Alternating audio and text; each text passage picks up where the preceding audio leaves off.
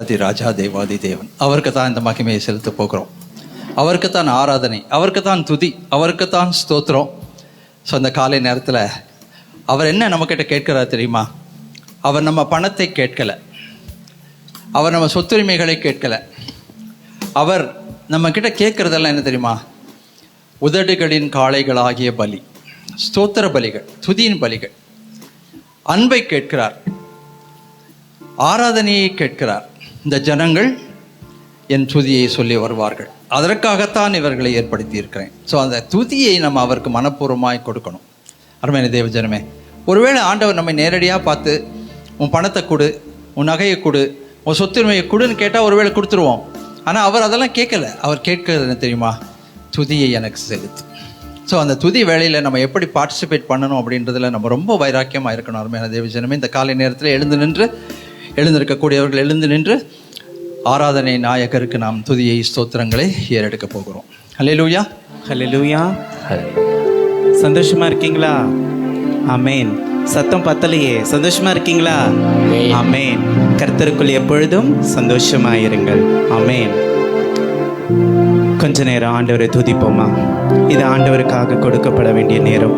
கொஞ்ச நேரம் கண்களை மூடி கைகளை உயர்த்தி ஆண்டவரை நோக்கி பார்ப்போமா? வாய்களை திறந்து சொல்லுங்க. அப்பா, நீர் என்னை காண்கிற தேவன் ராஜா, நீர் என்னை காண்கிற தேவன் தகப்பனே. கர்த்தரை நான் எக்காலத்திலும் ஸ்தோத்தரிப்பேன், அவர் துதி எப்பொழுதும் என் வாயில் இருக்கும் என்று சங்கீதக்காரன் சொன்னது போல நம்மளுடைய வாழ்க்கையிலும் கூட, நம்மளுடைய சூழ்நிலையில கூட எப்பொழுதும் ஆண்டவரை துதித்து கொண்டிருப்போமா? கொஞ்ச நேரம் யோசிங்க. ஆண்டவரை எப்பவுமே நம்ம துதிக்கிறோமா? சந்தோஷமா இருக்கும்போது மட்டும்தான் ஆண்டவரை தேடுறோமா? துக்கமான வேளையில ஆண்டவர் இடத்துல முறுமுறுக்கிறோமா? அப்படி இருக்க வேணாம். எல்லா காலத்திலும் எல்லா சூழ்நிலையிலும் ஆண்டவருக்கு துதிகளை ஏறெடுக்கணும். அவர் உதடுகளின் காளையாகிய ஸ்தோத்திர பலியிலே பிரியப்படுகிற தேவனாயிருக்கிறார். ஆமென். அவர் நம்மிடத்துல தங்கத்தை கேட்கல, வைரத்தை கேட்கல, பொண்ணோ பொருளோ எதையும் கேட்கல. ஏன்னா அது எல்லாம் அவருடையது. அவர் நம்மிடத்துல கேட்கிறது நம்மளுடைய உள்ளத்தை மாத்திரம்தான். நம்மளுடைய உள்ளத்தை ஆராய்ந்து அறிகிற தேவன் அவர் ஒருவர் தான். ஆராய்ந்து முடியாத அற்புதங்களையும் எண்ணி முடியாத அதிசயங்களையும் செய்கிற தேவன் அவர் ஒருவர் தான்ல. அவர் ஒருவருக்கு மாத்திரம்தான் துதி, கனம், மகிமை எல்லாம். இவை அனைத்திற்கும் பாத்திரர் அவர் ஒருவர் மாத்திரம்தான்ல. ஆமென். உள்ளத்தின் ஆழத்திலிருந்து நன்றிகளை ஏறெடுப்போமா? இம்மட்டும் காத்த தேவன் இனிமேலும் காக்க வல்லவர், இம்மட்டும் தாங்கின தேவன் இனிமேலும் தாங்க வல்லவராயிருக்கிறார். ஆமென். அவருடைய சமூகம் நமக்கு முன்பாக இருக்கிறதுல. நன்றி ராஜா, நன்றின்னு சொல்லுங்க. அப்பா, நாங்கள் நிற்பதும் நிர்மூலமாகாமல் இருப்பதும் உம்முடைய கிருபை மாத்திரம்தான் ராஜா, உம்முடைய சுத்த கிருபை மாத்திரம்தான் தகப்பனே, வேறு ஒன்றும் அல்ல ராஜா. அப்பா, தளர்ந்த கைகளை அப்பா திடப்படுத்துகிற தேவன், தள்ளாடுகிற கால்களை அப்பா நீர் திடப்படுத்துகிற தேவனா இருக்கிறீர் ராஜா. அப்பா ஆண்டவரே, நன்றியோடு நன்றியோடு நன்றியோடு உம்மை நாங்கள் ஸ்தோத்தரிக்கிற ராஜா. நீ நல்லவர், வல்லவர், போதுமானவர் ராஜா. ஒருவராய் பெரிய காரியங்களை செய்கிற தேவன் சொல்லுங்க. 10,000 பேர்களில் சிறந்த தேவன் ஒருவர் தான் ராஜா. அப்பா, ஒருவரும் வாசம் செய்யக்கூடாத ஒளியிலே வாசம் செய்கிற தேவன் நீர் ஒருவர் தான் தகப்பனே. அப்பா, எங்களை தொடும்படியாக நாங்கள் இந்த வேளையில வந்திருக்கிற ராஜா. நீர் எங்களை தொட போறதற்காக உமக்கு நன்றி செலுத்துகிற ராஜா. எங்கே 2 3 கூடி உம்முடைய நாமத்தினாலே செபிக்கிறார்களோ, துதிக்கிறார்களோ, அவர்கள் மத்தியிலே இருக்கிறேன் என்று சொன்ன தேவனே, இதோ எங்கள் மத்தியிலே இருக்கிறதுக்காக உமக்கு நன்றி செலுத்துகிற ராஜா. உள்ளத்தின் ஆழத்திலிருந்து நன்றிகளையும் ஸ்தோத்திரங்களை ஏறெடுக்கிற தகப்பனே, நீர் அங்கீகரித்துக் கொள்ளுங்க தகப்பனே. ஆராதனை ஆண்டவரே உமக்கு தான் ராஜா. ஆராதனை வேந்தன் நீர் ஒருவர் தான் தகப்பனே. அப்பா, துதிக்கு பாத்திரர் நீர் ஒருவர் தான் தகப்பனே. ஆண்டவர், இந்த பாடலை ஆண்டவரே உம்முடைய பாதத்துல நாங்க ஒப்பு கொடுத்து பாட போற ராஜா. நீர் ஏற்றுக்கொள்ளுங்க தகப்பனே. சந்தோஷத்தோடு பாடலாமா?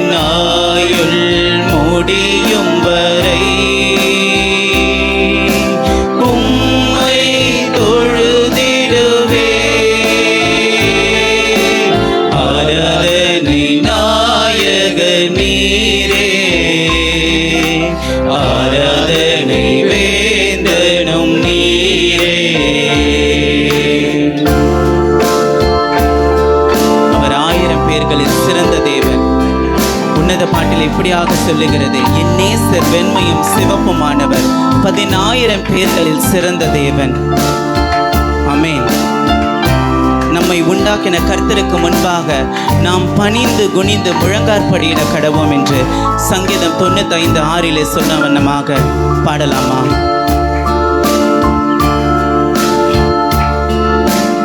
ஆயிரம் பேர்களில் சிறந்தோ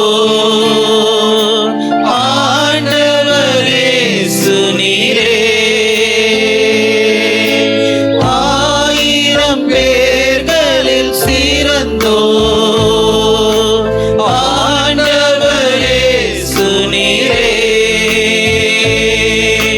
விழி வெள்ளியே எந்தன் பிரியம் நீரே, என்றென்றும் தொழுதிடுவே,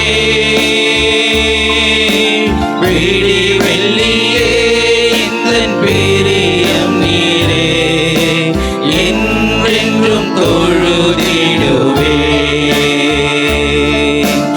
ஆராதனை நாயக நீரே, ஆராதனை வேந்தனும் நீரே, மாந்தர்கள் போற்றிடும் தெய்வம், மகிமையின் தேவன் நீரே, மாந்தர்கள் போற்றிடும் தெய்வம், மகிமையின் தேவன் நீரே, முழங்கால் யாவும் முடங்கிடவே, மகிழ்வுடன் துதித்திடுவே, முழங்கால் யாவும் முடங்கிடவே, மகிழ்வுடன் துதித்திடுவே. ஆராதனை நாயக நீரே, ஆராதனை வேந்தனும் நீரே, முடிவில்லா ராஜ்யம் அருள திரும்பவும் வருவேன்றி, முடிவில்லா ராஜ்யம் அருள திரும்பவும் வருவேன்றி, ஆயத்தமாய் நான் சேர்ந்திடவே, அனுதினம் வணங்கிடுவே,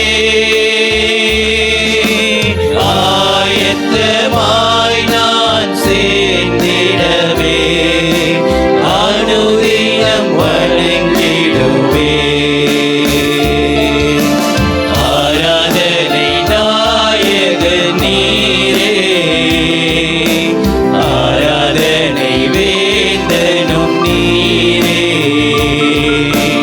ஆராதனை நாயக நீரே, ஆராதனை வேந்தனும் நீரே. ஆயுள் முடியும் வரை, ஆயுள் முடியும் வரை உம்மை தொழுதிடுவே, என் ஆயுள் முடியும் வரை உம்மை தொழுதிடுவே. ஆராதனை நாயக நீரே, ஆராதனை வேந்தனும் நீரே. இன்னும் ஒரு முறை, ஆராதனை நாயக நீரே, ஆராதனை வேந்தனும் நீரே. அவர் ஆராதனை நாயகர். அமேன். அவர் துதிகளின் மத்தியில் வாசம் செய்கிற தேவன். அமேன். நம்மளுடைய தலை சாய்க்கும் கல் அவர் ஒருவர்தான். நம்மளுடைய கண்மலையாகிய தேவன் அவர் ஒருவர்தான். அமேன். அவர் சொன்னதை செய்யும் அளவும் நம்மை கைவிடுவதில்லை. வாக்குத்தத்தம் கொடுத்த தேவன், உண்மையுள்ள தேவன், வசனித்து நிறைவேற்றுகிற தேவன், பொய்யுரையா தேவன். எத்தனை பேர் விசுவாசிக்கிறீங்க? ஒரு ஆமேன் சொல்லலாமா? அமேன். ஹல்லேலூயா. அவருடைய நாமம் அதிசயமான நாமம், அற்புதங்களை செய்கிற நாமம், வியாதிகளை நீக்குகிற நாமம். அமேன். சுகத்தை கொடுக்கிற நாமம். அமேன். அவர் சொன்னதை செய்யும் அளவும் நம்மை கைவிடுவதில்லை. அமேன். எத்தனை பேருக்கு இந்த வாக்குத்தத்தத்தை பிடிச்சிருக்கு? அவர் சொன்னதை செய்யும் அளவும் நம்மை கைவிடுவதில்லை. அமேன். நான் உன்னோடு கூட இருந்து பெரிய காரியங்களை செய்வேன்னு வாக்குத்தத்தம் கொடுத்திருக்கிறார்ல. நம்முடைய நம்பிக்கை அவர் ஒருவர் மாத்திரம்தான். உன் நம்பிக்கை வீண் போகாது, நிச்சயமாய் முடிவு என்று சொல்லியிருக்கிறார்ல. அந்த முடிவு நல்லதற்கான முடிவு மாத்திரம்தான். அவர் நன்மையான காரியங்களை செய்கிற தேவன். நம்மை குறித்திருக்கிற நினைவுகளை அவர் அறிந்த தேவனாக இருக்கிறார். அந்த நினைவுகள் எல்லாம் சமாதானத்துக்கு ஏதுவான நினைவுகள் மாத்திரம்தான். அமேன். விசுவாசிக்கிறவங்க ஆமென் சொல்லலாமா? ஆமென். அவர் வானத்தின் பலகணிகளை திறந்த பொக்கிஷங்களை அனுப்புகிற தேவன். பொக்கிஷங்களை அனுப்பும் போது அதை தடை பண்ணாதபடி நம்ம பெற்றுக்கொள்ளணும். அதற்கு தகுதியுள்ள வாழ்க்கை வாழணும். அவரிடத்தில் இன்னும் கிட்டி சேரணும். ஆமென். அவர் அதை மாத்திரம்தான் விரும்புகிறாரு. வேற ஒரு காரியத்தை அவர் நம்ம இடத்துல கேட்கறதில்ல. அவரை தேடணும், அவரிடத்தில் இன்னும் கிட்டி சேரணும். ஆமென். பாடலாமா? கைகளை தட்டி சந்தோஷமா பாடலாம்.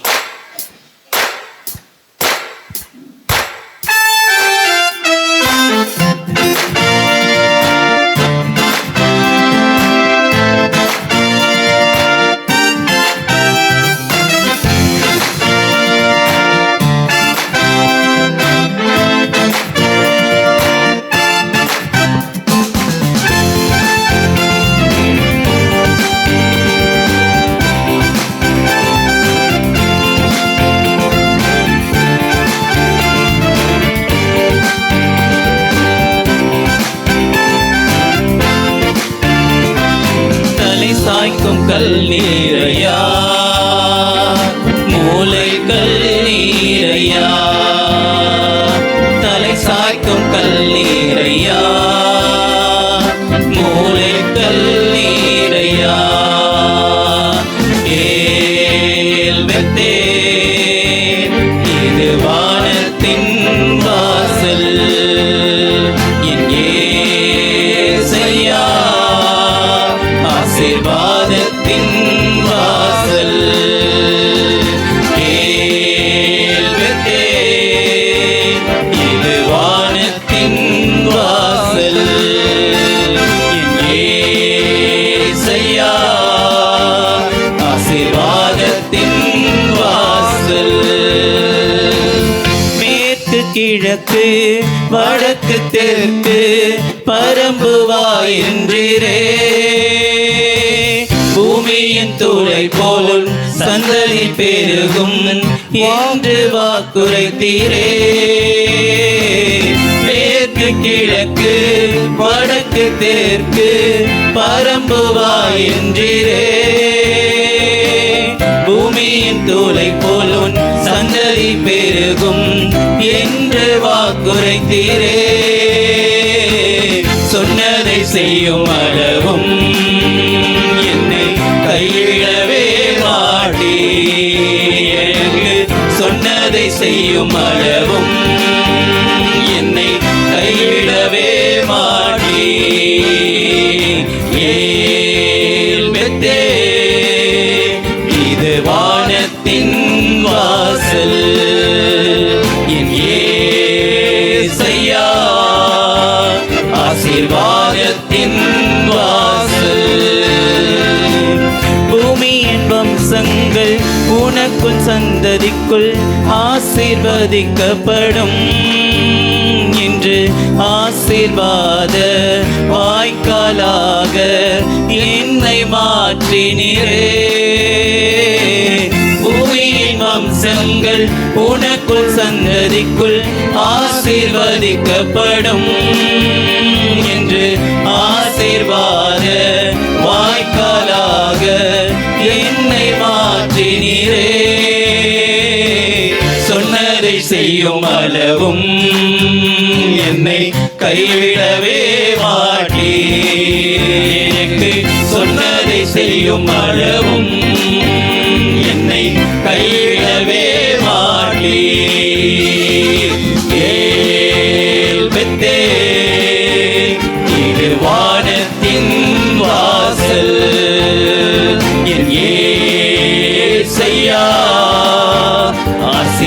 ஆசீர்வாதத்தின் வாசல். செல்லும் இடமெல்லாம் என்னோடு இருந்து என்னை கனப்படுத்துவே. தகப்பன் தேசத்துக்கு திரும்பும் வரையில் என்னை காப்பாற்றுவே. செல்லும் இடமெல்லாம் என்னோடு இருந்து என்னை கனப்படுத்துவே. தகப்பன் தேசத்துக்கு திரும்பும் வரையில் என்னை காப்பாற்றுவே. சொன்னதை செய்யும் அளவும் என்னை கைவிடவே மாட்டே. எனக்கு சொன்னதை செய்யும் அளவும் என்னை கைவிடவே மாட்டே. ஏல் பெத்தேல், இது வானத்தின் வாசல். என் ஏசையா ஆசீர்வாதத்தின் வாசல். ஏல் பெத்தேல், இது வானத்தின் வாசல். என் ஏசையா ஆசீர்வாதத்தின் வாசல். தலை சாய்க்கும் கல்நீரையா, மூளை கல்நீரையா, நம்பி தலை சாய்க்கும் கல்நீரையா, மூளை கல்நீரையா. ஏல் பெத்தேல், இது வானத்தின் வாசல். என் ஏசையா ஆசீர்வாதத்தின் வாசல். இன்னும் ஒரு முறை. ஏல் பெத்தேல், இது வானத்தின் வாசல். என் ஏசையா ஆசீர்வாதத்தின் வாசல். ஹல்லேலூயா. ஆண்டவருக்கு கைகளை தட்டி அவருடைய நாமத்தை உயர்த்துவோமா?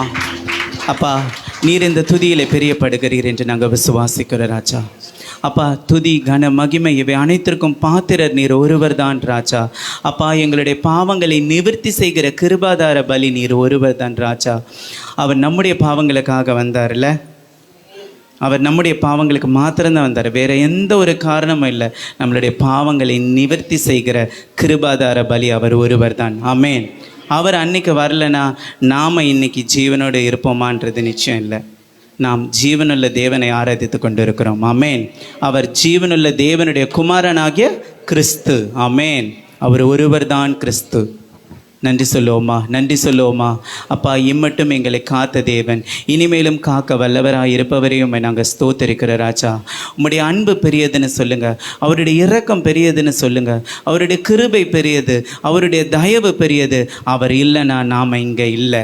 நாம் நிற்பதும் நிர்மலமாகாமல் இருப்பதும் அவருடைய கிருபை மாத்திரம்தான், வேறு ஒன்றும் அல்ல. ஆமென். உன் துக்க நாட்கள் முடிந்து போனது என்று சொல்லியிருக்கிறார்ல. இனி நம்ம அழ போகிறது கிடையாது. நம்மளுடைய வாழ்க்கையில் இனி எல்லாம் சந்தோஷம்தான். ஆமென். விசுவாசிக்கிறவங்க ஒரு ஹல்லேலூயா சொல்லலாமா? ஆமென். இனி நம்ம அழ போகிறது இல்லை. இனி நாம் சந்தோஷமாக இருக்க போகிறோம். கர்த்தருக்குள் எப்பொழுதும் சந்தோஷமாக இருங்கள் என்று சொல்லியிருக்கார்ல. ஏதோ ஒரு காரியத்தை குறித்து நம்ம யோசித்து கொண்டு இருக்கிறோம். ஆண்டவரே, இந்த காரியம் எப்படி முடிய போகுதோன்னு எனக்கு தெரியலையே, என்னுடைய தேவைகள் எப்படி சந்திக்க போகிறதுன்னு தெரியலையே அப்படின்னு யோசிச்சுட்டு இருக்கீங்களா? ஆண்டவர் சொல்கிறார், நான் உனக்கு முன்பாக இருக்கிறேன், நீ எதை குறிச்சும் கவலைப்படாதுன்னு சொல்கிறாருல்ல. ஆமென். அவருடைய சமூகம் நமக்கு முன்பாக இருக்கும்போது நமக்கு கொஞ்சமும் பயம் வேண்டாம், கலக்கம் வேண்டாம், திகில் வேண்டாம். அவர் நம்மை திகிலுக்கு தூரமாய் வைத்திருக்கிறார்ல. ஆமென். பூமிக்கு வானம் எவ்வளவு உயரமாக இருக்கிறதோ அவ்வளவு உயரமாய் அவருடைய கிருபை நம் மீது இருக்கிறது. ஆமென். நம்மளுடைய பாவங்களை விலக்கின தேவன், நம்மளுடைய பாவங்களை சுத்தம் செய்த தேவன் அவர் ஒருவர் தான். ஒரு ஒப்பு கொடுத்தலோடு இந்த பாடலை பாடலாமா? அவருடைய பிரசன்னத்தில் அமர்ந்திருந்து நமக்கு நடக்கிற யுத்தத்தை சும்மா இருந்து பார்க்க போகிறோம். அவர் நமக்காக யுத்தம் செய்கிற தேவன். ஆமென். நம்மளுடைய போராட்டங்கள் எல்லாவற்றையும் அவர் பார்த்து கொள்ள போகிறார். ஆமென். நாம் என்ன பண்ண போகிறோம்? சும்மா அமர்ந்திருந்து ஆண்டவர் செய்ய போற அதிசயமான காரியத்தை பார்த்து புறஜாதிகள் மத்தியில நம்மளை சாட்சியாய் கொண்டு வந்து நிறுத்த போகிறார். ஆமென். பாடலாமா?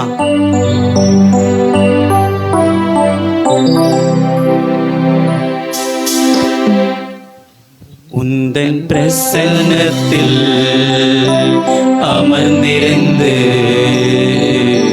நீ செய்யும் யுத்தம் காண்பே. உந்தன் பிரசன்னத்தில் அமர்ந்திருந்து நீ செய்யும் யுத்தம் காண்பே.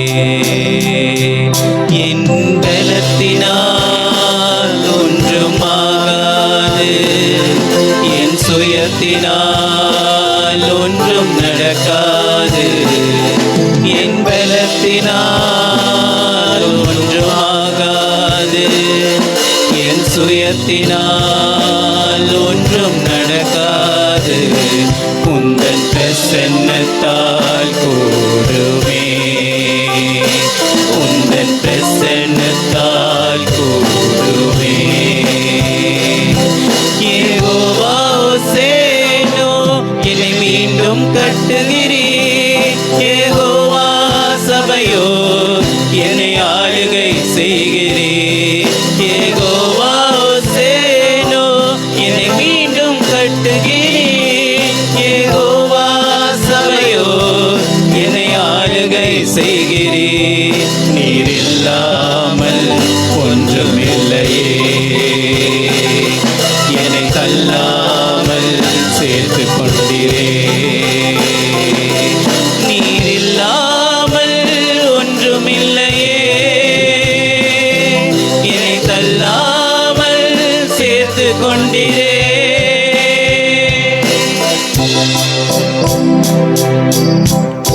அவருடைய வல்லமைக்கு முன்பாக எதுவும் நிறுத்த முடியாது.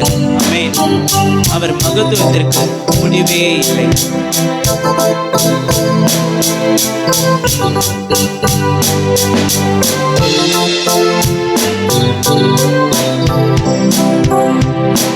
வல்லமைக்கு முன்பாய் ஒன்றும் நிற்பதில்லை. மகத்துவத்திற்கு முடிவு என்றும் இல்லை.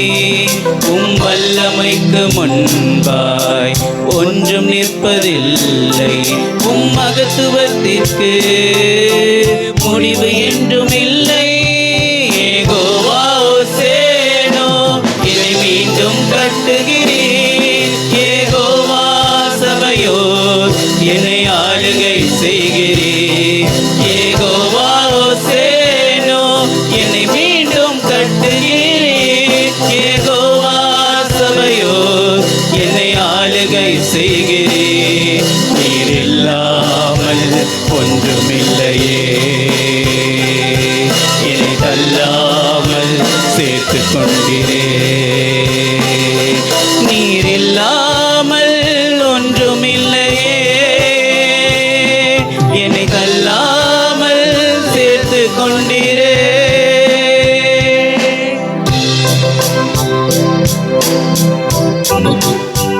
மலைகள் விலகினார், பர்வதங்கள் நிலை பெயர்ந்தாலும் என் கிருபை உன்னை விட்டு விலகாமல் இருக்கும் என்று சொன்ன தேவன். அவரே நமக்கு நித்திய வெளிச்சமாய் இருக்கிற தேவன். உன் துக்க நாட்கள் முடிந்து போனது என்று வாக்குத்தத்தம் கொடுத்த தேவன். அவர் நம்மோடு கூட இருக்கும்போது கொஞ்சமும் பயம் வேண்டாம்.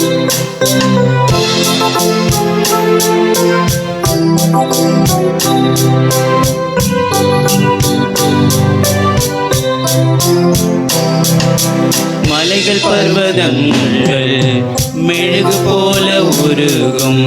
தடைகளோ ஒன்றாய் என் மேலிருந்து விலகும். மலைகள் பர்வதங்கள் மெழுகு போல உருகும்.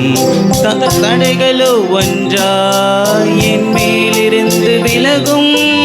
யெகோவா சேனோ என்னை மீண்டும் கட்டுகிறீர். யெகோவா சபையோ என்னை ஆளுகை செய்கிறீர். யெகோவா சேனோ என்னை மீண்டும் கட்டுகிறீர். யெகோவா சபையோ என்னை ஆளுகை செய்கிறீர். நீர் இல்லாமல் ஒன்றுமில்லையே,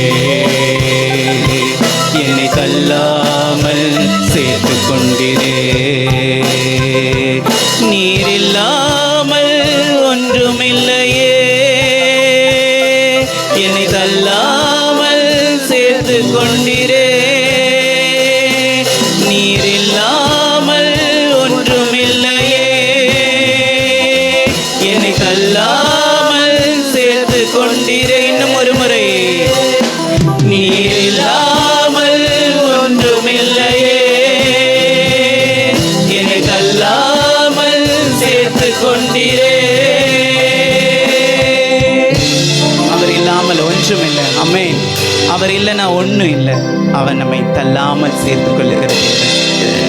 வாசிக்கிறீங்க, அவர் நம்மை தள்ளாமல் சேர்த்து கொள்ளுகிற தேவன்.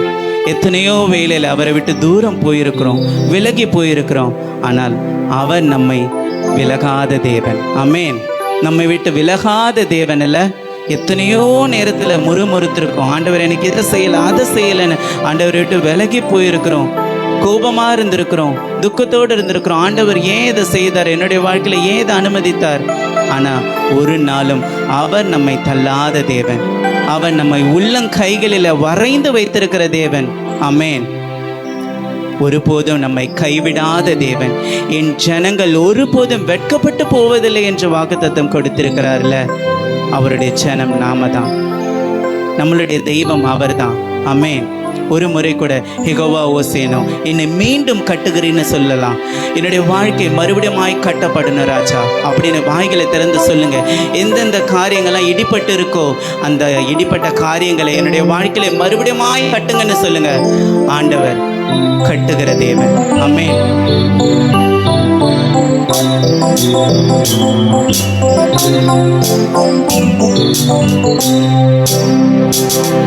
யெகோவா ஓசேனோ என்னை மீண்டும் கட்டுகிறீர். யெகோவா சபையோ என்னை ஆளுகை செய்கிறீர். யெகோவா ஓசேனோ என்னை மீண்டும் கட்டுகிறீர். யெகோவா சபையோ என்னை ஆளுகை செய்கிறீர். நீர் இல்லாமல் ஒன்றுமில்லையே. ஆமென்.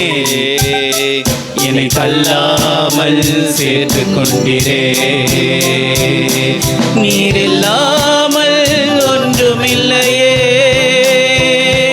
என்னை தள்ளாமல் சேர்த்து கொண்டிரே. நீர் இல்லாமல் ஒன்றுமில்லையே, என்னை தள்ளாமல் சேர்த்து கொண்டிரே.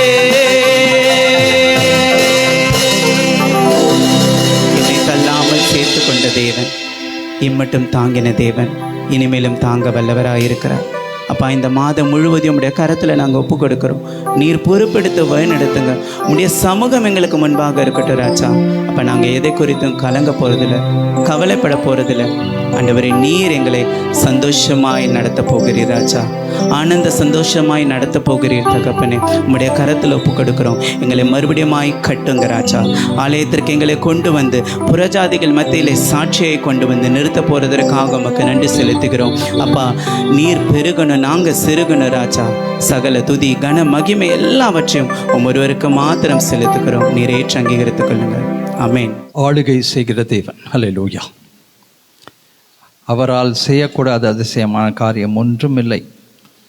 காலை வேளை ஆராதனையிலே அவருடைய மகத்துவத்தை நாம் விளக்க கேட்டோம்.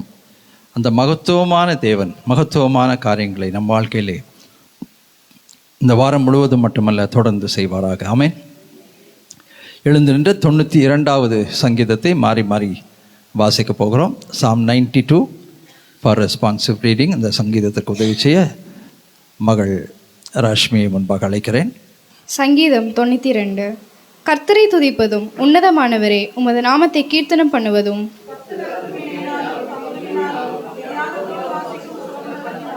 காலையிலே உமது கிருபையையும் இரவிலே உமது சத்தியத்தையும் அறிவிப்பதும் நலமாயிருக்கும்.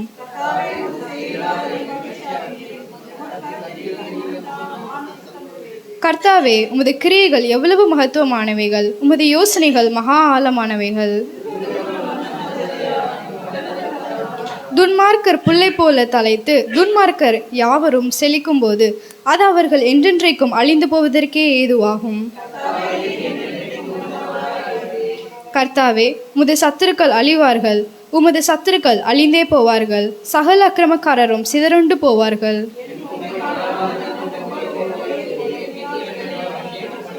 என் சத்துருக்களுக்கு நேரிடுவதை என் கண் காணும், எனக்கு விரோதமாய் எழும்புகிற துன்மார்க்கருக்கு நேரிடுவதை என் காது கேட்கும். கர்த்தருடைய ஆலயத்திலே நாட்டப்பட்டவர்கள் எங்கள் தேவனுடைய பிரகாரங்களில் செழித்திருப்பார்கள். அவர்கள் முதிர் வயதிலும் கனி தந்து புஷ்டியும் பசுமையுமாய் இருப்பார்கள். ஆமென். இந்த வாரத்தில் முழு உலகத்திலும் வேலண்டைன்ஸ் டே என்று சொல்லப்படுகிற ஒருவரை ஒருவர் நேசிக்கிறவர்களுடைய தினம் கொண்டாடப்படவிருக்கிறது.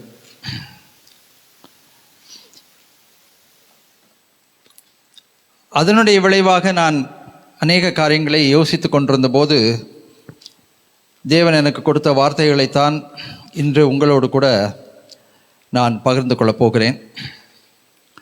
கடந்த வாரம் ஆங்கில ஆராதனையிலே அந்த டாப்பிக்கை எடுத்தேன். இன்றைக்கு காலையிலும் ஆங்கில ஆராதனையில் பார்ட் 2 அதை எடுத்தேன். இன்றைக்கி 3வது பாகமாக சில ஆலோசனைகளையும் சில எண்ணங்களையும் இந்த 3வது ஆராதனையிலே 3வது பங்காக நான் பகிர்ந்து கொள்ளப் போகிறேன்.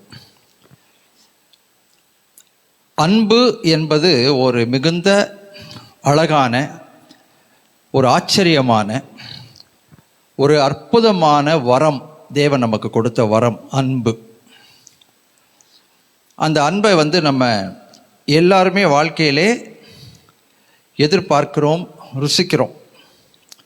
இந்த உலகத்தில் முதல் நான் ஆச்சரியப்படும்படி பார்க்கக்கூடிய ஒரு அன்பு என்னன்னாக்கா, பிறந்த தன்னுடைய குழந்தையை அந்த தாய் ஓயாமல் நேசிக்கிற அன்பு.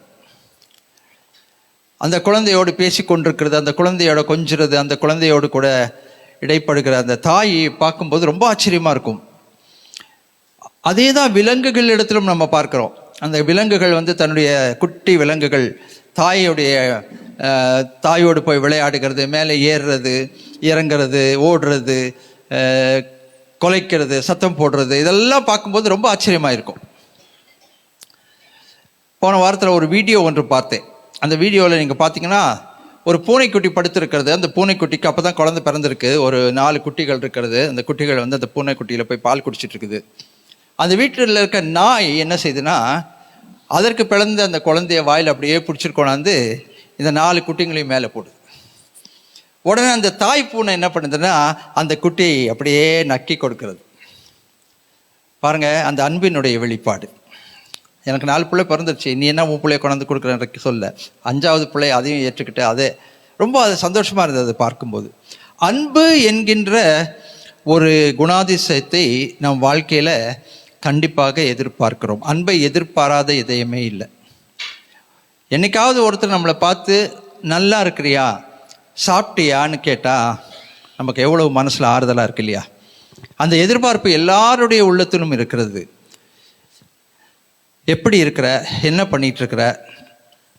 இன்றைக்கு அந்த அன்பின் பரிமாற்றத்தை செய்து கொள்ளக்கூடிய அளவுக்கு நமக்கு நிறைய ஃபெசிலிட்டிஸ் இருக்குது. முன்னெல்லாம் போய் கேட்கணும், பார்த்து கேட்கணும், இல்லைனா ஃபோனில் பண்ணி கேட்கணும். இப்போ அப்படி கிடையாது. இருக்கிற இடத்துல இருந்தே மற்றவங்களுக்கு நம்ம மெசேஜ் அனுப்பலாம். சாப்பிட்டியா, இல்லையா? நான் வாலிபனாக இருந்தபோது மொபைல் ஃபோனெல்லாம் கிடையாது.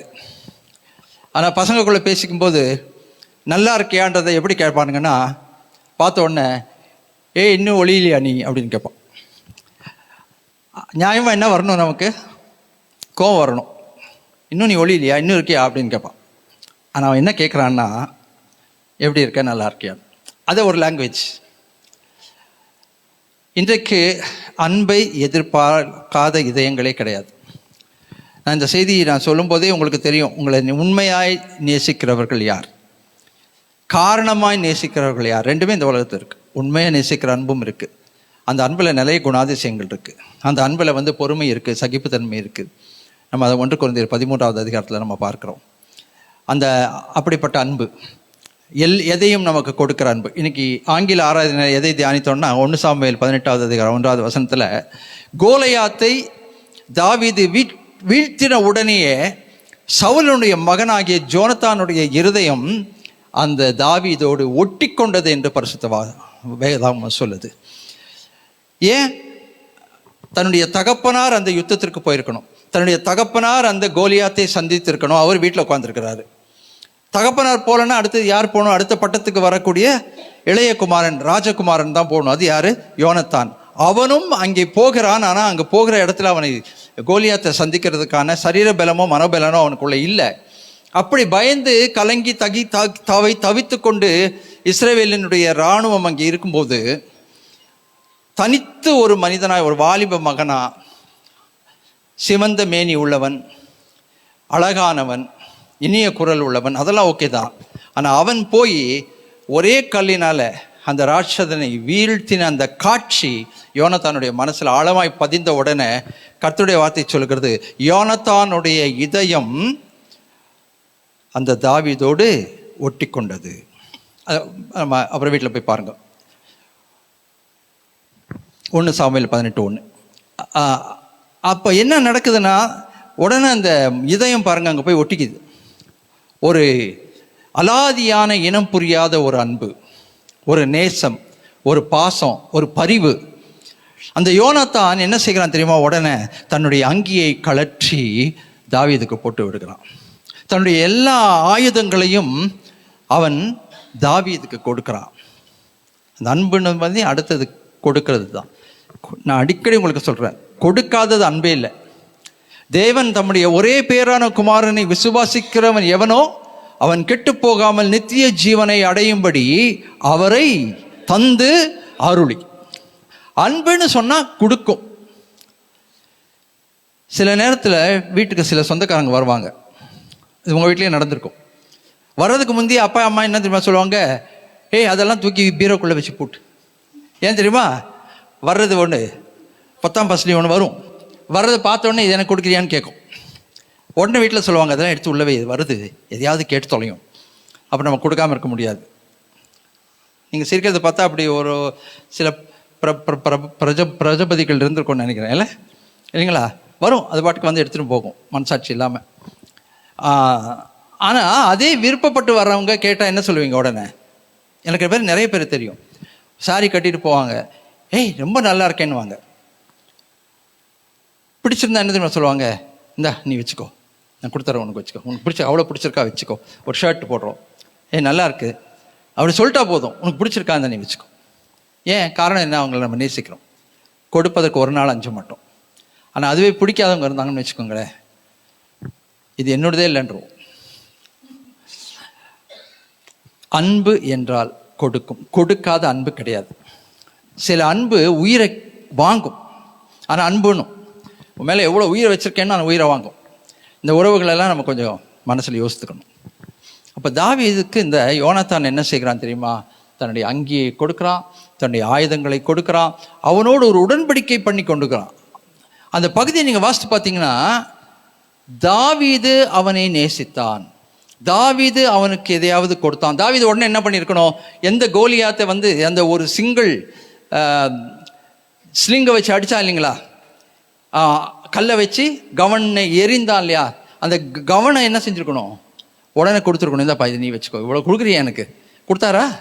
கொடுக்கல. இல்லை கோலியாத்து மேலே ஏறி கோலியாத்தியுடைய பட்டயத்தை எடுத்து கோலியாத்தை கழுத்தை வெட்டினார் இல்லையா, அது என்ன பண்ணார்? அதை கொடுத்துருக்கலாம். கொடுத்தாரா? கொடுக்கல. அதை கொண்டு போய் எங்கே வச்சுட்டாரு? தேவாலயத்தில் கொண்டு போய் பத்திரமா வச்சுட்டாரு. இங்கே பத்திரமா இருக்கட்டும், ஏதாவது தேவைப்படும் போது நான் கேட்டுக்கிறேன் அப்படின்னு சொல்லி அதுக்கு பிறகு அது ஒரு தடவை எடுத்து யூஸ் பண்ணுறாரு. அவர் ஆசாரியன்கிட்ட சொல்கிறாரு, அதை எடுத்துட்டு வாங்க, பின்னால் இருக்கு, அதை எடுத்துட்டு வா அப்படின்னு. அருமையான தேவஜனமே, அங்கே வந்து யோனத்தானுடைய இதயம் தாவீதனுடைய இதயத்தோடைய ஒட்டி கொண்டது. ஆனால் தாவீதனுடைய இதயம் அந்த மாதிரி யோனத்தானை கூட ஒட்டி கொள்ளலை. ஆனால் கர்த்தருடைய வார்த்தை சொல்கிறது, அவர்கள் இருவரும் உடன்படிக்கை பண்ணி கொண்டார்கள். நாம் செஞ்சிருக்கிற சில உறவுகளில் அந்த உடன்படிக்கை எப்படி இருக்கு தெரியுமா? நான் கொடுக்கிறேன், நீ வாங்கிக்கொள், உன்னிடத்திலிருந்து நான் எதையும் எதிர்பார்ப்பதில்லை. அதே போல் அவங்க என்ன சொல்லுவாங்க தெரியுமா? நீ கொடுத்துக்கிட்டே இரு, நான் வாங்கிக்கிட்டே இருக்கேன், நான் அவங்ககிட்ட கொடுக்குற மாதிரி எனக்கு அந்த உதவும். ஆனால் 2 பேரும் உடன்படிக்கையில் இருக்காங்க. இப்படிப்பட்ட உறவுகள்லாம் பார்ப்பீங்க. காலேஜில் நான் படிக்கும்போது ரொம்ப குளிர் ஊட்டியில். அந்த 12 மணிக்கு 11 மணிக்கு ஒரு டீ குடித்தா நல்லாயிருக்கும். அப்போல்லாம் காசுலாம் கையில் கொடுக்க மாட்டாங்க வீட்டில், சரிங்களா? ஒரு 4 நாள் பார்க்குறது பெரிய விஷயம். ஒருத்தன் சொல்கிறான், புத்திசாலித்தனமாக சொல்கிறான், டேய் ரொம்ப கோல்டாக இருக்குடா, நாளையிலிருந்து நீங்கள் எல்லாம் காசு கொண்டாங்கடா, நம்ம எல்லாம் டீ குடிக்கலாம். எப்படி எது கணக்கு? நீங்கள்லாம் காசு கொண்டாங்க, நாம்பெல்லாம் டீ குடிக்கலாம். அந்த மாதிரி புத்திசாலி அவன். அந்த மாதிரி சில உறவுகள் இருக்கும். நீ கொடுக்க வாங்கிட்டே இருப்பாங்களோ ஒன்று அவங்ககிட்ட இருந்து ஒன்றுமே வராது. ஆனால் அன்புன்னு வாங்க, உன் பாசம் வச்சுருக்கேன், உன் மேலே உயிரே வச்சுருக்கேன்னு வாங்க. அது அன்பின் வெளிப்பாடு கிடையாது. அன்பு இருந்தால் கொடுக்கும், அதை வச்சே நீங்கள் புரிஞ்சுக்கலாம் அன்பு கொடுக்குறது. இது கொடுக்குது, அதனால் அன்பு இருக்குது, உண்மையாக அன்பு இருக்குது. ஏனென்றால் அன்புக்கு அப்படிப்பட்ட ஒரு குணாதிசயம் இருக்குது. ஆமீன், அல்லேலூயா. அப்போ தேவ அன்பு எப்படிப்பட்டது? ஸோ மனுஷன் மேலே நிறைய அன்பு வைக்கிறோம் நம்ம, சரிங்களா? அந்த அன்புகள் சில நேரத்தில் பொய்யாய் போகிறது, சில நேரத்தில் அந்த அன்பு புளித்து போகிறது, போக போக புளித்து போகிறது. இவ்வளோ தானே நீ அப்படின்ற அளவுக்கு ஆயிடுது. ஒரு சில மேலே வைக்கிற அன்பு, ஒரு சில மேலே அன்பு ஏன்டா வச்சோன்னு இருக்கும். எதுக்கு தேவையில்லாமல் இவங்க மேலே அன்பு வச்சோம் அப்படின்னு சொல்லி. ஏன்னா நம்ம துக்கத்துக்கும் வேதனைக்கும் கண்ணீருக்கும் அவர்கள் காரணமாய் மாறி விடுகிறார்கள். சில அன்புகள் துரோகம் செய்து விடுகிறது. துரோகம் செய்கிற அன்பு, முதுகுக்கு பின்னாலே வெட்டுற அன்பு, அப்படிப்பட்ட அன்புகளும் இந்த உலகத்தில் இருக்குது. அருமையான தேவஜனமே, ஆனால் கர்த்தருடைய பிள்ளைகளாக இருக்கிற நாம் எப்படிப்பட்ட அன்பை நான் வைக்க போகிறோம்? ஆனால் அதுக்கு என்ன புரிந்து கொள்ள வேண்டும் என்றால், இந்த அன்பு வைப்பதற்கு நமக்கு என்ன காரணம்? என்னோட கூட 1 யோவான் 3வது அதிகாரம் 1வது வசனத்துக்கு வாருங்கள்.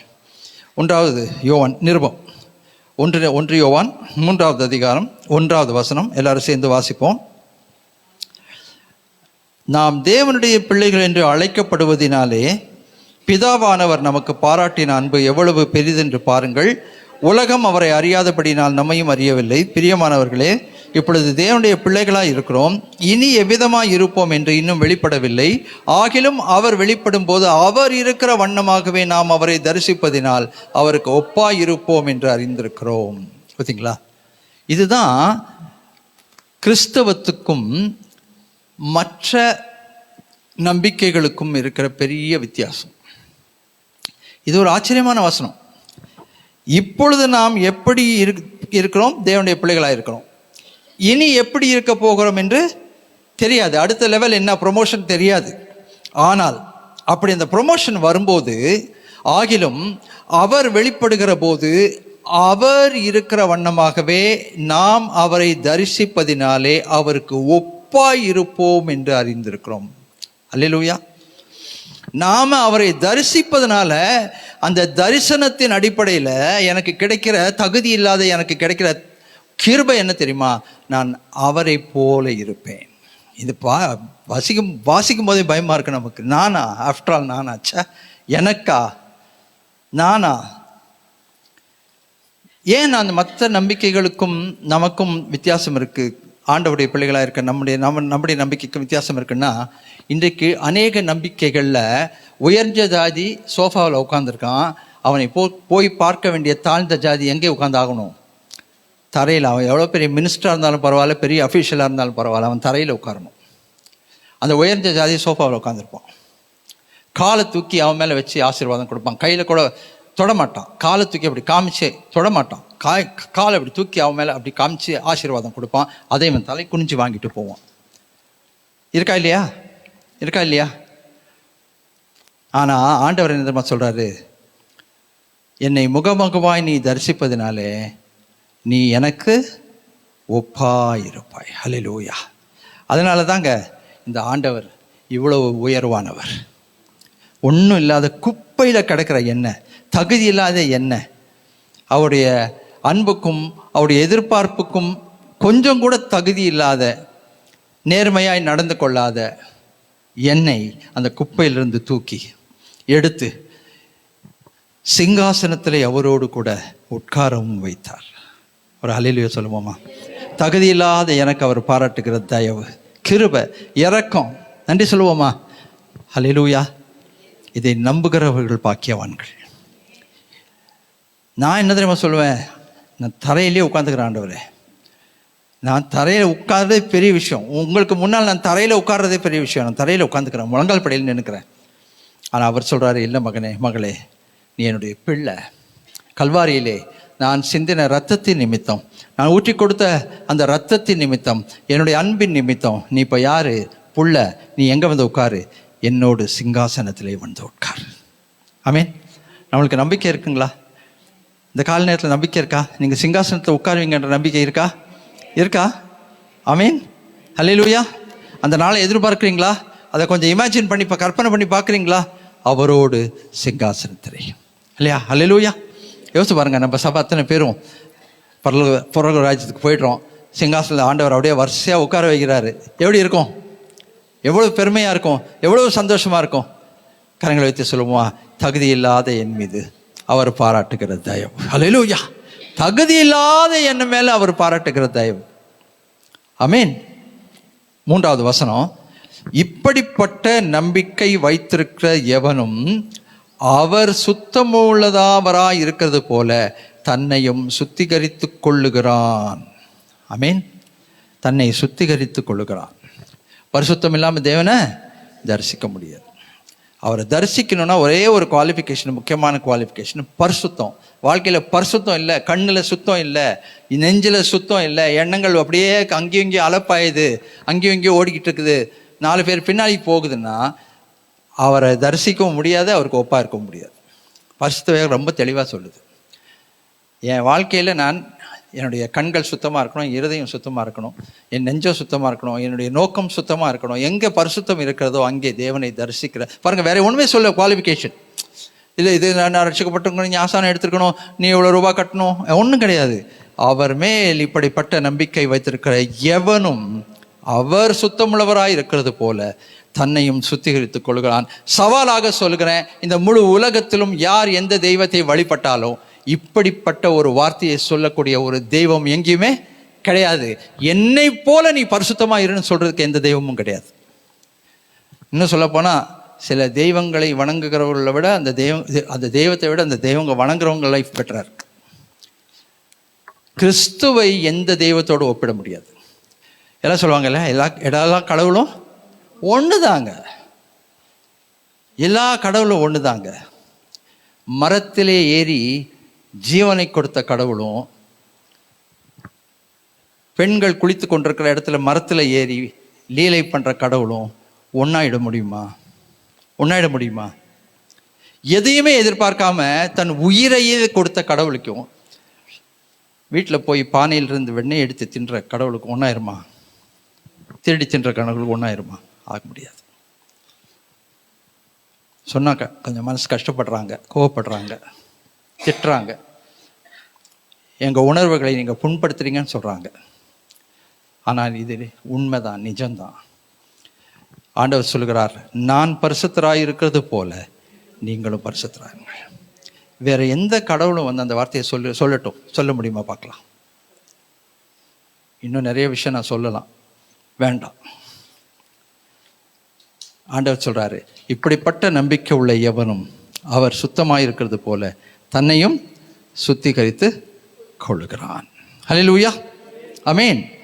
சரி, அடுத்தது 11வது வசனம், அதே அதிகாரத்தில் 3வது அதிகாரம் 11வது வசனம். நாம் ஒருவரில் ஒருவர் அன்பு கூற வேண்டும் என்பதை நீங்கள் ஆதி முதல் கேள்விப்பட்ட விசேஷமாயிருக்கிறது. நாம் ஒருவரில் ஒருவர் அன்பு கூற வேண்டும். இன்னைக்கு குடும்பத்துக்குள்ள அன்பு இருக்கா? பிள்ளைங்களுக்குள்ள அன்பு இருக்கா? 3 பிள்ளை 4 பிள்ளை அன்பு இருக்கா? இல்லையே. நிறைய குடும்பங்களில் இல்லை. சொத்துக்காக எத்தனை பேர் அடிச்சுக்கிறாங்க தெரியுங்களா? 4 பேர் இருக்கிற ஒரு குடும்பத்தில் ஒருத்தன் அத்தனை சொத்தையும் வலிச்சுட்டு போகணும்னு நினைக்கிறான், மற்றவங்களை பொருட்டாவேன்றது இல்லை. அண்ணன் மேல தங்கச்சிக்கு அன்பு இல்லை, அக்கா மேல தம்பிக்கு அன்பு இல்லை. நோக்கமெல்லாம் என்ன தெரியுமா? எங்கள் அப்பா சொத்து எனக்கு வரணும், என்னமோ இவங்க ஒருத்தன் தான் புள்ள மாதிரி. மனசாட்சி இல்லாமல் அதை அபகரித்துக் கொள்வதற்கு எதையும் செய்ய ஆயத்தமாக இருக்காங்க. அப்பா அம்மா சொத்து எழுதி கொடுத்த உடனே பிள்ளைகள் என்ன சொல்கிறாங்க தெரியுங்களா? நீங்கள் ஏஜ்டு ஹோமுக்கு போயிருங்க, முதியோர் இல்லத்துக்கு போயிருங்க. எழுதுகிற வரைக்கும் வாழை குழைச்சிட்டு சிரிச்சிட்டு சந்தோஷமாக அப்பா அம்மான்னு பாப்பானுங்க. எழுதி கொடுத்துருக்கீங்கன்னா அதுக்கப்புறம் எங்கே போயிடணும்? முதியோர் இல்லத்துக்கு. எத்தனை பேர் முதியோர் இல்லத்துக்கு நீங்கள் விசிட் பண்ணால் தெரியுங்க, அவங்களுடைய கண்ணீர் கதைகளை கேட்டால் தெரியும். ஏற்கனவே உங்களுக்கு ஒரு கதை நீங்கள் சொன்னேன், அதை திரும்பவும் சொல்லணும் போல தோணுது. ஃபர்ஸ்ட் சீனில் மகன் அப்பாவை காரில் ஏற்றிக்கிட்டு ஒரு முதியோர் இல்லத்துக்கு வாசலில் கொண்டு போய் இறக்கி விடுறான். அப்பாவுடைய சூட்கேஸ், அவருடைய பை, இது வரைக்கும் அவர் உபயோகித்து கொண்ட அத்தனை பொருட்களும் அந்த காரிலேருந்து இறக்கப்படுது. அப்பா அப்படியே நடந்து போகும்போது அந்த முதியோர் இல்லத்தை நடத்துகிற ஃபாதர் அப்படியே வராரு. அப்பா வாழ்த்து சொல்கிறாரு, அவரும் வாழ்த்து சொல்கிறாரு. இந்த பையன் எல்லாம் கார்லேருந்து இறக்கிட்டு இருக்கும்போது மனைவி ஃபோன் பண்ணுறாங்க, மொபைல் ஃபோனில் கூப்பிடுறாங்க இந்த பையனை. அந்த அந்த அந்த சாமானத்தை இறக்கிட்டு அவன் இந்த கையில் ஃபோன் எடுத்துகிட்டு கேட்குறான், சேர்த்து விட்டிங்களா, சந்தோஷமாக போகிறாரா? இல்லை இல்லை, இப்போ தான் நான் சாமான் இறக்கிட்டு இருக்கேன், இந்த ஃபாதர் வந்திருக்கார், இருவை அப்படின்னு. சீக்கிரம் விட்டுட்டு வாங்க. அப்புறம் இவர் இந்த பொருளெல்லாம் எடுத்துகிட்டு போகும்போது அவங்க 2 பேரும் நல்லா பேசிக்கிறாங்க. 2 பேரும், ஃபாதரும் அப்பாவும் ரொம்ப தெரிஞ்ச மாதிரி பேசிக்கிறாங்க. பேசிட்டு இருக்கும்போது இவர் போகிறாரு, ஃபாதர் தோத்திரம் பண்ணுறாரு. அதுக்குள்ளே அந்த பணியாளர் வராரு, அவங்க அப்பாவை உள்ளே கூட்டு போகிறார், ரூம் காமிக்கிறேன் வாங்கன்னு. நீங்கள் ரூம் போய் பாருங்கள் அப்படின்னு. அவர் போகிறார், அப்பா போகிறாரு. இந்த மகன் அந்த ஃபாதர்கிட்ட பேசுகிறாரு, ஃபாதர் அப்பாவோட நீங்கள் நல்லா பேசிட்டு இருந்தீங்களே, எங்கள் அப்பா உங்களுக்கு முதல்ல தெரியுமா அப்படின்னு. ஃபாதர் சொல்கிறாரு, அப்படியே பார்க்குறாரு, பார்த்துட்டு சொல்கிறாரு, உங்கள் அப்பாவை எனக்கு நல்லா தெரியும்ப்பா. எப்படி ஃபாதர்? 30 வருஷத்துக்கு முன்னால் இந்த முதியோர் இல்லத்துக்கு பக்கத்தில் நாங்கள் அனாதை குழந்தைகளை வைத்து ஆசிரமம் நடத்திட்டுருக்கோம். அங்கேருந்து ஒரு பையனை 30 வருஷத்துக்கு முந்தி உங்கள் அப்பா தத்து எடுத்துகிட்டு வீட்டுக்கு போனார். அது யார்? அவன்தான். அந்த அப்பா சொல்லவே இல்லை. அரவணைத்து சாப்பாடு கொடுத்து ஊட்டி வளர்த்து ஆளாக்கி வேலை வாங்கி கொடுத்து கல்யாணமான உடனே மனைவி காதலி கிசுக்கிறா, உங்கள் அப்பாவை கொண்டு போய் இங்கே சேர்த்துருங்க, ரொம்ப இடைஞ்சலாக இருக்கா நம்ம வாழ்க்கைக்கு. அவனும் வேற வழி இல்லாமல் கொண்டு போகிறான். ஆனால் அவனுக்கு ஒரு உண்மை புலப்படுகிறது. என்ன அனாத இல்லத்திலிருந்து எடுத்துகிட்டு வந்து அந்த விஷயத்தை இன்னைக்கு வரைக்கும் சொல்லாமல் மறைச்சி மகனாக வச்சு சுதந்திரவாளியாக வச்சு இன்றைக்கி நான் அவங்கள கொண்டு போய், இதுவே வேறு இருந்தாலும் என்ன சொல்லியிருப்பாங்க, அட்லீஸ்ட் அப்பாவும் சொல்லியிருப்பாங்க, ஏன்பா என்னையே கொண்டு போய் நீ அங்கே விட்றியான்னு. இல்லை, அவர் உண்மையே இல்லை, போகிறார். இவன் அப்படியே கண்ணில் கண்ணீரோடு கூட அவனை பார்க்குறான். அந்த ஃபாதர் சொல்கிறாரு, நீ ஒன்றும் கவலைப்படாத, உங்கள் அப்பாவை நாங்கள் நல்லா பார்த்துப்போம், நீ சந்தோஷமாக வீட்டுக்கு போ. அருமையான தேவஜனமே, இன்றைக்கு குடும்ப உறவுகளில் இப்படிப்பட்ட அன்பு தான் இருக்குது. நகைக்காக அன்பு, செத்து போனால் நகையை எடுத்துக்கலாம். பணத்துக்காக அன்பு, நிறைய உதாரணங்கள் சொல்லலாம். நம்ம சபையிலேயே அப்படிப்பட்ட உதாரணங்கள் இருக்கிறது. நகைக்காக அன்பு, சரி ஓகே, தலை போட்டால் எல்லாம் எடுத்துக்கலாம், அதுக்கான அன்பு. அதனால் உன்னை பார்த்துக்கிறேன், அதனால் ஒன்றும் இல்லைன்னா உன்னை கைவிட்டுருவேன். அருமையான தேவஜனமே, எப்படிப்பட்ட அன்பை ஆண்டவர் நம் மீது வைத்திருக்கிறார் தெரியுமா? தகுதி இல்லாத நம்மையிலே அவர் பாராட்டுகிற அன்பு. ஆனால் நாம் என்ன பண்ணுறோம், நம்ம இருதயத்தை கொண்டு போய் அன்பை கொண்டு போய் தகுதி இல்லாத மக்கள் மேலே வைக்கிறோம். அன்புக்கு ஏங்குறோம். யாராவது அன்பு கட்டால் உடனே அன்பை கொடுத்துட்றோம். அதுக்கு பிறகு நிறைய அங்கே போராட்டங்கள், பிரச்சனைங்க, சண்டைகள், சச்சரவு. இன்றைக்கி வாலிப பிள்ளைகளுடைய வாழ்க்கையில் இருக்கிற பிரச்சனைங்க கொஞ்சம் நஞ்சம் கிடையாது. எவ்வளவு சண்டை சச்சரவு தெரியுங்களா? அடிதடி, சண்டை, கோபம், வெறுப்பு, சூசைட் பண்ணிட்டு சாகுற அளவுக்கு. காரணம் என்ன தெரியுமா? அவர் நம்பி போன அன்புகள் பொய்த்து விடுகிறது. இன்னைக்கு 14ஆம் தேதி வேலண்டைன்ஸ் டே. எத்தனை சண்டைகள் நடக்கும் தெரியுங்களா? எவ்வளவு அடிதடி நடக்கும் தெரியுமா? எல்லாமே சந்தோஷமாக இருக்கிறது இல்லை. ஏன் காரணம் என்ன? தன்னல அன்பு. டிமாண்ட் பண்ணுறது, நீ இப்படி அன்பு நேசிக்கிற, நீ என்ன நேசிக்கலையா? இல்லை இதெல்லாம் நான் உனக்கு கொடுக்க மாட்டேன். இல்லை என்ன நீ நேசிக்கலையா? அப்போ இப்படியெல்லாம் எத்தனையோ வேதனையான கதைகளை நம்ம கேட்டுக்கொண்டே தான் இருக்கிறோம். அந்த 14ஆம் தேதி கூட சண்டை நடக்கும் பாருங்க. போராட்டங்கள், பிரேக்கப், கண்ணீர், வேதனை, துன்பம், டிப்ரெஷன், மன அழுத்தம். ஏன்?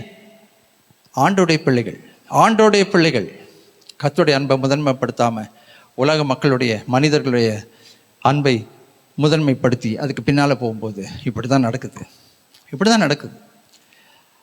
அந்த தண்டனையே அவர்களுக்கு ஒரு பலனாய் மாறிவிடுகிறது. ஆமீன். ஆண்டவர் சொல்கிறாரு, நீங்கள் ஒருவரில் ஒருவர் அன்பு கூற வேண்டும் என்பதை ஆதி முதல் கேள்விப்பட்ட விசேஷமாக இருக்கிறது. ஏன்? அது எப்படிப்பட்ட அன்பு? கிறிஸ்துவின் அன்பு, எதையும் எதிர்பார்க்காத அன்பு, தன்னலமற்ற அன்பு, எதையும் இழக்க ஆயத்தமாக இருக்கிற ஒரு அன்பு. அந்த அன்பு இருந்தால் ஏன் சண்டை வருது? எதிர்பார்ப்புகள் இருக்கிறதுனால தானே உறவுகளுக்குள்ள போராட்டங்கள், பிரச்சனைகள் வருகிறது. அன்பு என்றால் என்ன என்பதை எப்படி அறிந்து கொள்கிறோம்? கர்த்தருடைய வார்த்தை தெளிவாய் சொல்கிறது. 1 யோவான் 3வது அதிகாரம் 16வது வசனம்.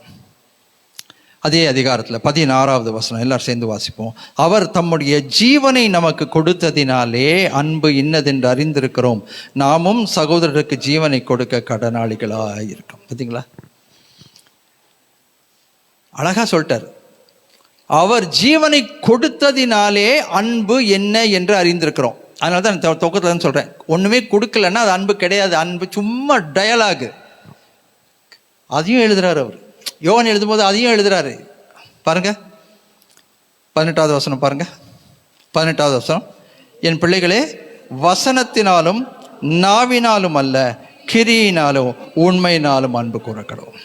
நிறைய பேருடைய அன்பு வெறும் டயலாக் தான். உன் மேலே உயிரே வச்சிருக்கேன், உன் மேலே என்ன அன்பு வச்சிருக்கேன்னு தெரியுமா? ஆனால் அவங்க தான் நம்ம உயிரையே எடுக்கிறவங்களா இருப்பாங்க. அன்பு என்றால் கொடுக்கும். இன்னைக்கு வரைக்கும் உங்கள் வாழ்க்கையில் உங்களை நேசிக்கிறேன்னு சொல்லிட்டு உங்களுக்கு ஒரு குண்டூசி கூட கொடுக்காதவங்க உங்களை நேசிக்கிறாங்கன்னு நம்பாதீங்க. வாங்கிறதுக்கு தான் அவங்க ரெடியாக இருக்காங்களோ, கொடுக்க ரெடியாக இல்லை. ஏன் இல்லை? அந்த அன்பு உள்ள இல்லை, உண்மையாக இல்லை. அதுதான் உண்மை. வசனம் இருக்கும், செய்யலான்னு நினச்சேன், கொடுக்கலான்னு நினச்சேன், உனக்கு ஒரு தங்கத்தோடு வாங்கி கொடுக்கலான்னு நினச்சேன். நினைப்பது அன்பல்ல, செய்வது தான் அன்பு. ஐ அதனால் அந்த டயலாக் பேசுகிறவங்கள கொஞ்சம் ஜாக்கிரதையாக வச்சுக்கோங்க உங்கள் வாழ்க்கையில். ஐ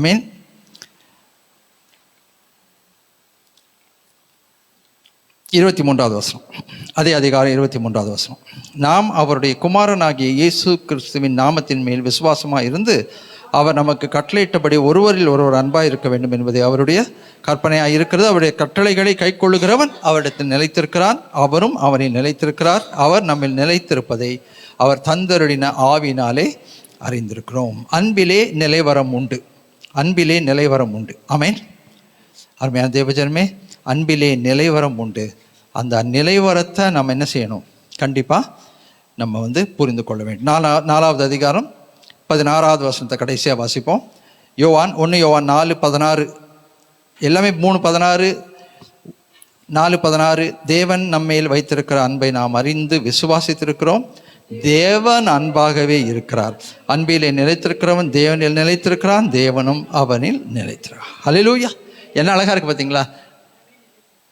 அவர் தாங்க அன்பு, நானே அன்புன்றாரு. நான் தான் வாழ்க்கை, நான் தான் ஜீவன், நான் தான் அன்பு.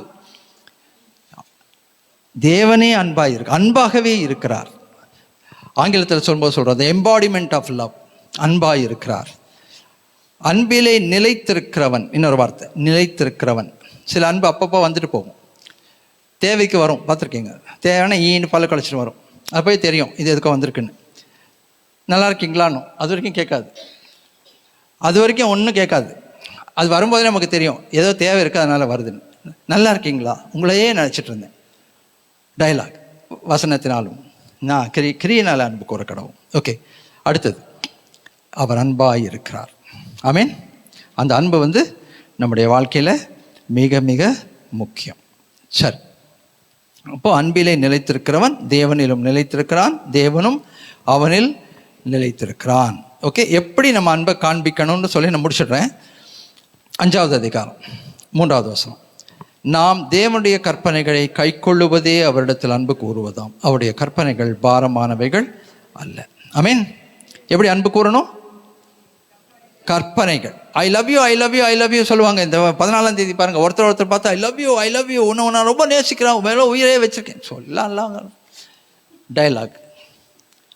தேவனுடைய வார்த்தை சொல்கிறது, அவர் மேல் நம்ம அன்பு வைத்திருந்தோம்னா கற்பனைகளை கை கொள்ள வேண்டும். கை கொண்டால் அது உண்மையான அன்பு என்று சொல்லி நம்ம பார்க்கிறோம்.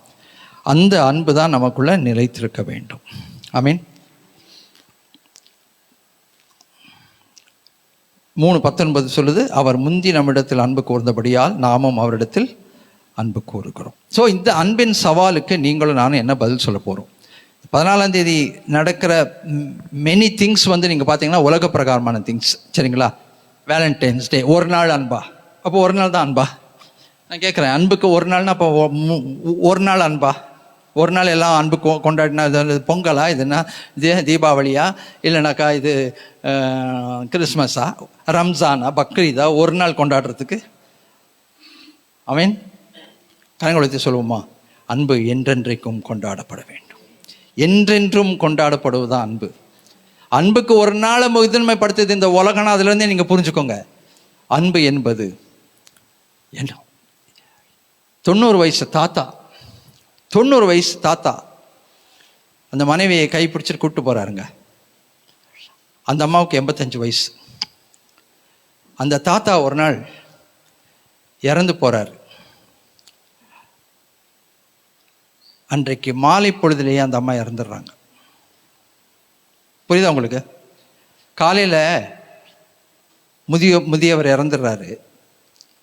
அவருடைய உடம்பை கொண்டு போய் எரிக்கிறதுக்கு முன்னால் அந்த அம்மா இறந்துடுறாங்க. என்னன்னு நினைக்கிறீங்க இதை பற்றி?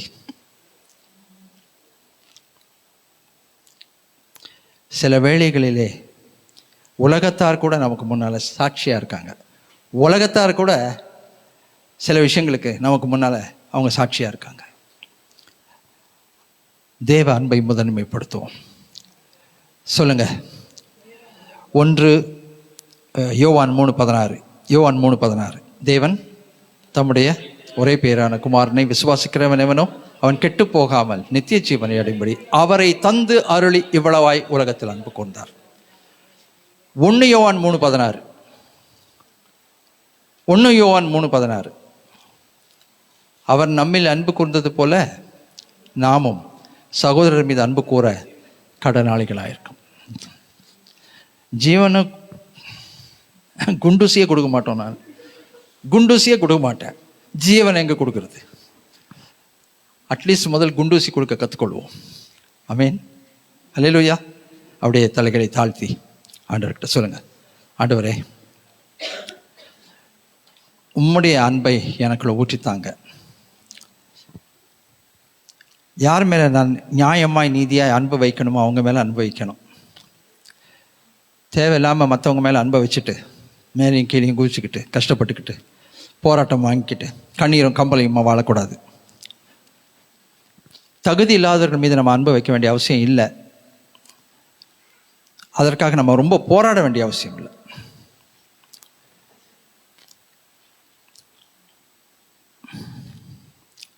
இந்த நாளிலும் தேவ அன்பு நம்மிலே ஊற்றப்பட்டிருக்கட்டும். பாருங்க, நான் பிரசங்கம் பண்ணும்போது ஆண்டவர் ஞாபகப்படுத்துறாரு. ரோமர் 5:5, ரோமர் 5:5, பரிசுத்த ஆவியினாலே தேவனுடைய அன்பு நம் இருதயங்களிலே ஊற்றப்பட்டிருக்கிறது. ஹல்லேலூயா. தேவ அன்பை ஊற்றி கொடுக்கிறது யார் தெரியுமா? பரிசுத்த ஆவியானவர். பரிசுத்த ஆவியானவர். பரிசுத்த ஆவியானவர். தேவனுக்கு நன்றி சொல்லுவோம். எழுந்து நிற்போம். இணைந்து சொல்லுவோம். என் ஆத்துமாவே கர்த்தரை ஸ்தோத்திரி, முழு உளமே பரிசுத்த நாமத்தை ஸ்தோத்திரி. என் ஆத்துமாவே கர்த்தரை ஸ்தோத்திரி, அவர் செய்த சகல உபகாரங்களை மறவாதே. ஆமென். நம்முடைய ஆண்டவராகிய இயேசு கிறிஸ்துவின் கிருபை, பிதாவின் அன்பு, பரிசுத்த ஆவியானவருடைய இணைப்பிரியாத அந்யோன்ய ஐக்கியம் நம் அனைவரோடும், நம்முடைய குடும்பத்தில் பிள்ளைகள் ஒவ்வொருவரோடும், சபை மக்களோடும், மிஷினரி குடும்பத்தோடும், தூரத்தில் இருக்கிற அன்பு பிள்ளைகளோடும், உலகம் எங்கேயும் இருக்க பரிசுத்த வார்த்தைகளோடும் இன்றும் என்றும் நிலைத்திருப்பதாக. ஆமென். ஹல்லேலூயா. God bless you. கர்த்தர் உங்களை ஆசீர்வதிப்பாராக. God bless you.